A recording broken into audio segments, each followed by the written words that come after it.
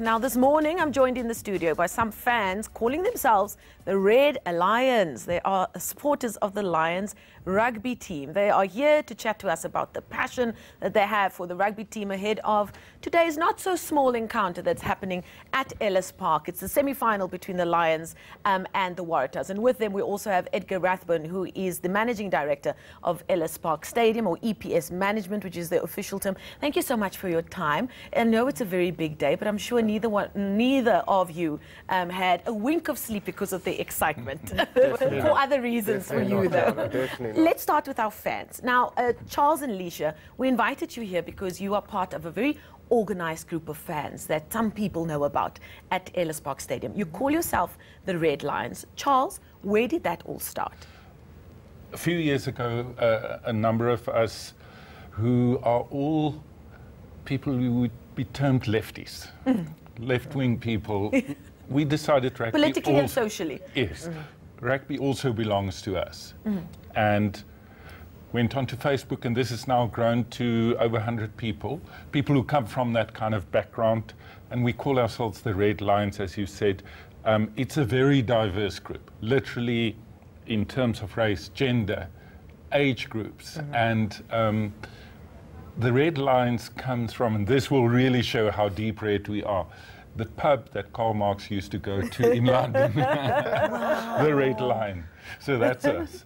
Now, Alicia, you are part of the Red Lions. I was told that you were a very vociferous supporter of the Lions. Where did that connection with the team start for you? Well, actually, I have to talk about my connection to rugby. I grew up not watching rugby at all. And then about 10 years ago, my boyfriend, who's now my husband, he used to go to the rugby on his own, and I thought that was so pathetic. So I started going with him. And he was such a great teacher. I mean, excuse me, he taught me to appreciate and understand rugby. And then through mutual friends, we hooked up with the Red Lions, and that's why now we're part of this group. And now I actually care about what happens in the rugby. Apparently very much so. Very much so. Charles, where did your connection with the Lions start? You are a Joburg boy, born and bred. Where did it start? 50 years ago. Wow. My dad took me to a rugby match at Ellis Park. Yes. And I've seen the That's Lions. when they were still Transvaal. Yeah. I've seen them in all shapes and sizes, and there were some sad days. And I played rugby, in the apartheid days. I played in the township. It was for a team called Terfu, Transvaal Independent Rugby Football Union. That was before we unified in 90, I think it was, 91 as far as I can remember. So that's my connection. So. Wow. Joburg, Lions, you know, that's part all the way, as they would say. Yeah. Edgar, you hear stories like this. You've got fans from all different walks of life who come to Ellis Park wanting an amazing experience, Saturday in and Saturday out. That must make the job very difficult for you and your team.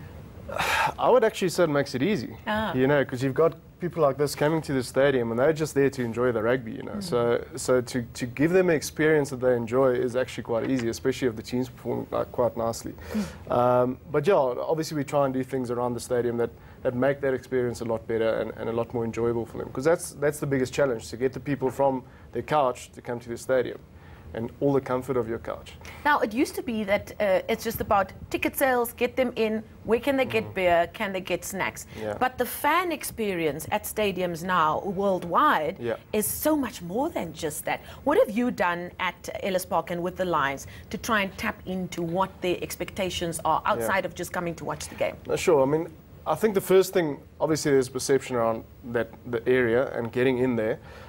So hooking up with the gautrain to get people there a lot easier, that has helped already. And once you're there, to especially engage a lot with the kids, because we feel that's obviously your future supporter.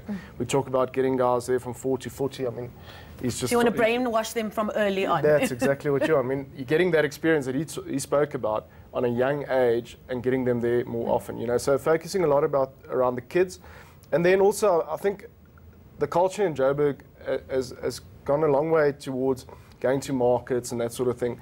And the day of going to a stadium and just getting normal stadium food is long gone, you know. So you need to go and give them experience of almost the food you'll get at the Yes, market. I was there a few weeks ago. You can get tacos, you can get pizzas. It's quite 100%. fancy now. 100%. Not just the boerewors roll and off you go. And that's exactly it, you know. So we need to appreciate that that's what the fans want as well. And now I started going to Ellis Park when I moved from Cape Town to Johannesburg over 10 years ago.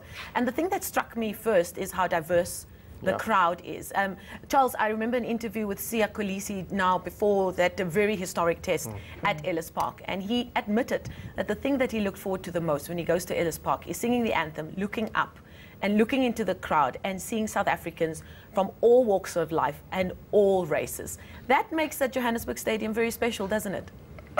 Undoubtedly, that is what we try in our group, and then you see it around you.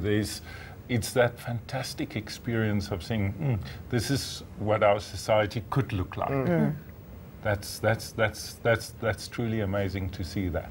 And now, Alicia, from a woman's point of view, I'm a huge sports fan, rugby being one of them. So I've always just said, I'm going to the stadium, I don't care. But a lot of female friends who aren't the mainstream sports fans say, oh, but at rugby, the fans can get so aggressive sometimes, and there's real like rugga-bugga feel to it. Do you feel like rugby fans and the game experience has evolved for you as a woman when you go to a stadium? I don't find the fans to be aggressive. One of the things I love is that combination of testosterone and adrenaline and the endorphins when your team's doing well. I find it's such a heady experience, you know, and I find that the audience, the crowds are becoming less and less, you know, pure masculine. There's a lot more women, a lot of children. It feels for me like a family experience. It doesn't feel like I'm in a man cave. Well, Edgar, it sounds like you guys are doing something right. I have a question, though, because a big talking point these last few weeks has been around a so-called brain drain, as it were, from a rugby perspective. More and more players going overseas, but also over the last few weeks, we had big name players like Warren Whiteley committing his future to the club. What is your approach? Do you believe big name players are the big attraction for fans, or is it more about bringing across the team culture and the team style to attract fans? Look, I think it's a fine line. You don't want to build a brand around a player, obviously, but I think, again, going back to the kids, so if I go to schools rugby now and I look behind the post, most of the kids are playing football. Where in my days you would play touch rugby or whatever behind the post. And I think a big thing around that comes from sort of gaming age, where people are playing FIFA and you're getting heroes like Cristiano Ronaldo, and that's so I think the hero element is definitely still there, and that's why it's important for us to keep guys like Warren in the system and Elton Yankees and those sort of acts, you know. So definitely kids need to have someone to look up to, and it's not just the brand, there's definitely players around it as well. We have to start wrapping, but just very quickly, if people are watching and they're still thinking about going this afternoon, are there still tickets available? Yeah, you can still get tickets at the stadium or lionsrugby.co.za. And then fingers crossed, if the Crusaders lose and the Lions win. Tickets just gone on. The other semi-finals just kicked off, so if the Hurricanes win and the Lions win, we've got a final next week. And there's going to be a big show planned, I'm sure. Fantastic. No, definitely. From the two of you, Alicia, what are you saying is going to happen this afternoon? Well, the Lions will win. And then when we do win, go and buy your tickets immediately so that you don't have to do what I did last year. What did you do? I had to roar on a Greg and Lucky show to win tickets. Okay, can you give us a roar then? I think it's a good omen. Well, I'll tell you what I did last year. I had to say on Greg and Lucky, can you please play Insomnia by Faithless? Because that gets the beat going. I haven't gotten tickets. I haven't slept all week. I need tickets so that I can go to the stadium and watch the Lions. Charles, I don't think you can put it any better than that. Not even after several beers can I do that. I'm going to find out from you later on. That was our Red Lions in the studio. Alicia Thompson, Charles Leonard, and the MD of Ellis Park Stadium, Edgar Rathbone. We thank them so much for their time, and we wish the Lions all the best today, and hopefully next week as well.